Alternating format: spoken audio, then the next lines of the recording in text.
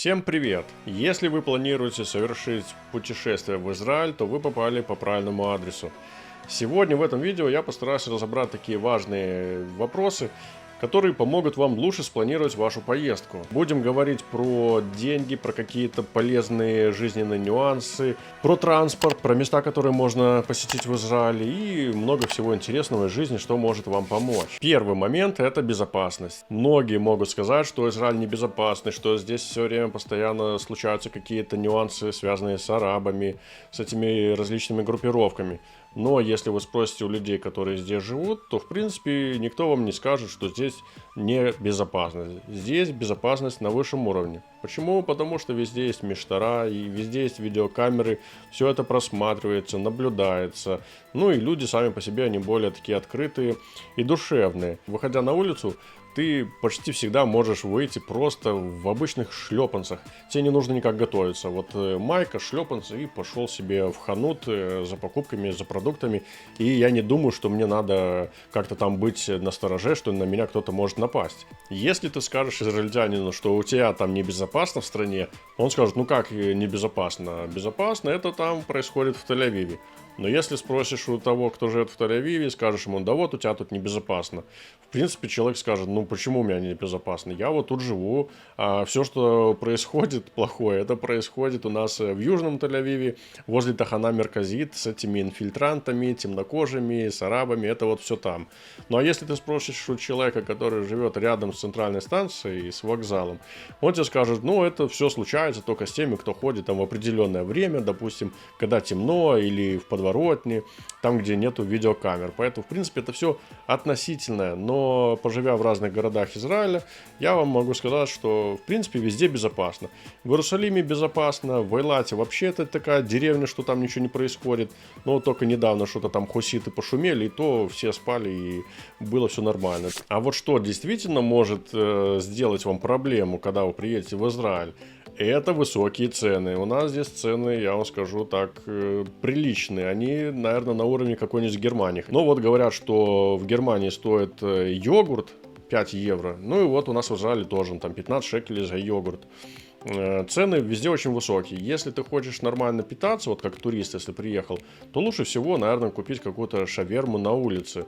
Потому что если ты зайдешь даже в пиццерию, отдашь там 60 шекелей за пиццерию, или, ну, самое минимальное, это маргарита, в которой ничего нету, 20 шекелей она стоит, там просто сыр и все. Сразу говорю, что если ты берешь сырную пиццу, там 100% не будет мяса, потому что здесь в Израиле нельзя смешивать мясные продукты и молочные, вот так вот устроено. Если ты берешь мясную пиццу, то там не будет, естественно, сыра, либо это будет сыр не из молока. Поэтому цены – это то, что имеет значение здесь. Примерно 3,6-3,8 шекеля за доллар у нас сейчас. И поэтому, кстати, курс тоже меняется. Если ты получил зарплату и сразу идешь в обменник, курс будет выше. Если подождешь недельки-две, курс уменьшается и можно нормально закупиться. Поэтому самое главное привезти как можно больше денег, чтобы здесь себя чувствовать комфортно. Также, на что очень большие цены, это у нас отели. Если ты хочешь жить не в хостеле, это там, где вот какой-то еще бомж с тобой рядом на койке будет спать. Я 2 раза в хостеле ночевал, это был капец. 1 раз мне повезло, потому что на кровати никого там не было, ну, вообще в этой комнате. А во 2-й раз это был капздец, потому что пришли какие-то пацанчики такие, на английском языке только общались, не знаю, то ли они из США, то ли из Канады. Но, в общем, запашок был так себе. Во-первых, он может храпеть, он может сопеть, а ты спишь в одной комнате. Ну, один плюс – это цена. Цена, естественно, очень маленькая. Но если ты хочешь в нормальном отеле пожить, там на Мертвом море, в Эйлате где-то, либо, не дай бог, в Тель-Авиве, там ценники будут, конечно, ну, 1500 шекелей, допустим. Это примерно 450-500 долларов за ночь. Но вот если ты считаешь, что эта цена нормальная, можно здесь путешествовать. Я считаю, что это как бы дороговато. Хотелось бы, допустим, там за 30 долларов ночь. Вот это была бы нормальная цена. Тогда можно путешествовать и жить. Знаю, что у нас в Эйлате есть вообще палаточный городок. Там стоят трейлеры такие прицепные, которые цепляются за машину. Палаток очень много. И некоторые ребята там вот живут, они не снимают вообще отели. Но опять же, мне кажется, это такая жизнь, знаешь, уже комфорт как-то снижается. Туалета у тебя нету, тебе надо где-то искать общественный этот шрутим. Умываешься ты что, идешь на Красное море, там купаешься. Ну, в общем, это такой себе отдых. Также в Израиле, кроме наличных денег, вот если привезти с собой доллары и обменять их на шекели, можно использовать и платежные карты. Там Apple Pay, Google Pay, Visa, MasterCard, все это можно использовать. Но есть один нюанс. Этот нюанс называется, что дебетовая карта здесь... Ну, она работает, если оплатить в магазине. Но если ты хочешь взять, допустим, автомобиль, ну, покататься там по стране, попутешествовать, то надо именно кредитная карта. Потому что дебету они не принимают. Это надо учитывать. Многие спрашивают, что насчет интернета. Интернет здесь есть, в принципе, работает неплохо. Особенно, если ты живешь в своей квартире, у тебя кабельный интернет проведен. Но если ты сюда приезжаешь как турист, и вот ты вышел из аэропорта Бен-Гуриона, и тебе надо уже как-то с интернетом, лучше всего купить сим-карту местного оператора. Если приехать со своей сим-картой, допустим, там eSIM, у нее может быть тариф высокий. Если ты приехал сюда, покупаешь эту сим-карту, там за 70, допустим, шекелей можно купить как турист без документов. Если у тебя есть кредитная карта, то можно уже оформить там по дешевому тарифу, как местный житель. Но там тоже есть подводный камень. Потому что если ты уехал из Израиля, деньги с кредитной карты оператор продолжает списывать. Если ты хочешь отказаться, они говорят: окей, давай приезжай, и приезжай туда, где ты ее открывал.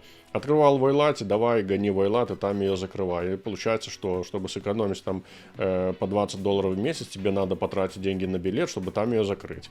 Ну, короче, такой нюанс. Поэтому лучше всего использовать, как я считаю, предоплаченную карту туриста. Положил деньги, связь есть. Не положил, связи нет. По скорости все шикарно. Вот на iPhone снимаю видео, выкладываю, все летает, все горит, все мигает, как говорится. Поэтому в этом проблем нет. По поводу лучшего времени поездки. Опять же, ориентируясь на свои собственные субъективные ощущения, я бы сказал, что в Израиль можно прилетать, ну, в любое время. Но кто-то говорит, что слишком жарко. Вот летом слишком жарко, особенно там в южных регионах. Поэтому ориентируйтесь, можете прилететь, допустим, перед зимой, либо сразу после зимы, там, март-апрель, вот это вот время, чтобы не застать самые жаркие дни, когда там у нас плюс 40, плюс 35, но и не попасть, вот, когда начинается зима, вот эти дожди постоянные, да еще ливни такие, что ого-го. Местность у нас неровная, есть горы, возвышенности, вот эти вот все склоны, дороги там со склонами. Приехать, когда все сухо, солнечно, ну, это самый классный вариант. Лично мне, допустим, нравится жара. Мне нравится, когда камни уже пропеченные, такие как в сауне. Ты просто садишься на любом тротуаре, там где-то на лесенке. Но если говорить про времена года, что нужно учитывать, так это календарь. У нас здесь используются два вида календаря. Это обычный григорианский и традиционный еврейский. Еврейская традиция, там свой календарь. Мы все живем, светские люди, по обычному календарю. Но это все вот так вот переплетается, и поэтому, если ты запланировал поездку сюда, и в этот день у нас, или в эту неделю, бывают праздники по неделям, идет какой-то иудейский праздник, ты сюда уже не доедешь. Ты-то прилетишь, допустим, но с аэропорта куда-то там добраться в какую-то точку города, либо, не дай бог, еще в другой город, у тебя транспорт не работает, в отель ты фиг заселишься, поэтому что остается? Монет. Ну, такси, только на такси. А таксисты X2, X3 сразу завышают цену, и тоже, как бы, ну, дороговато получается ездить. Поэтому обязательно надо планировать, исходя из еврейского календарика. Опять же, а если ты едешь сюда не как турист, а с какими-то намерениями, там, документы какие-то отдать, либо получить, опять же, все заведения, министерства не будут работать. Поэтому на это надо обращать внимание. У нас день... Точнее, неделя начинается с Йом Ришона. Йом Ришон — это первый день, и он у нас не в понедельник, а в воскресенье. Поэтому, если ты сюда приезжаешь в пятницу и типа сейчас погуляю, пятница, суббота, воскресенье, то получается все наоборот. Ты в пятницу приезжаешь, после обеда уже никто не работает, в субботу никто не работает, потому что шаббат, ну и в воскресенье только все начинается. Поэтому, чтобы не попасть вот в такую сложную ситуацию, лучше это знать. У нас первый день — это воскресенье, последний день — это суббота. Суббота и пятница, никто ничего не делает, все закрыто, света, ну, кроме Тель-Авива. В Тель-Авиве можно сходить в какой-то там бар, если это интересно, какая-то музыка там послушать. Что касается языкового барьера, в Израиле, естественно, используется свой собственный язык, который называется иврит. Древний язык, который был со временем восстановлен. Ну, сначала забыт, потом восстановлен. В общем, долгая история, можно снимать отдельное видео. Но также у нас используется еще и всем известный английский язык. Поэтому, если, в принципе, ты знаешь английский язык, там даже не надо супер уровня, но объяснить, типа, я туда хотеть доехать, таксисты поймут, и все нормально. Также очень много в такси, либо даже в министерствах и на кассах в магазинах работают люди, которые общаются на русском языке. Там украинцы, русские, казахи, армяне, даже грузины, кстати, грузинку одну видел тоже. Все на русском языке общаются, все это нормально. Если не вдаваться в какую-то политику или религию, то, ну, тебе все помогут, все расскажут, покажут, еще телефон запишут и скажут, давай там вечером куда-то сходим, прогуляемся. С языком проблем нету. Но с чем могут быть проблемы? Электрическая вилка. Обычно вот телефон воткнуть, подзарядить, может быть проблема. Сейчас покажу, какие у нас вилки. У нас здесь все вилки, они вот такие. С 3 пупсиками, штырьками. 3 штырька, но в принципе работает только вот эти 2. 2 штырька работают, третий это то ли заземление, то ли земля, фиг его знает. Ну, в общем, если вы приехали с такой вилкой, наоборот, в страну СНГ, вам нужно купить переходник. Если вы приехали с обычной, вот с 2 штырьками сюда, в принципе, все у вас будет работать. Единственное, вы можете еще купить вот такой переходничок. Этот переходничок, он поможет вам вообще с любой розетки. Если у вас американская, там вот видите полоски. Для американской, для азиатской, японская, там китайская, ну и наша обычная. Оно все подходит и потом втыкается, и все у вас прекрасно работает. О том, куда поехать, что посмотреть, какие места. Не ходите просто так, вот Google карту открыл, ну пойду туда, пришел. Посмотрел, вроде как-то, ну, здание стоит и все, и ничего про него не знаешь. Лучше всего взять гида. Если это индивидуальный гид, это вообще, ну, супер шикарно. Если денег нету, можно взять гида обычного группового. Там вот увидел где-то, обычно вот азиаты ходят, кстати, китайцы. Они вот ходят с гидом, взял к ним, там примостился, все равно на английском все. Что он там рассказывает? Гиды бывают тоже разные, поэтому по одному и тому же месту вы будете проходить, но с разными гидами, и каждый раз будет все по-новому, что-то интересное расскажут. Если вы мусульманин, вам расскажут про мусульманские вещи разные. Если вы христианин, про христианские. Если вы иудей, про еврейские.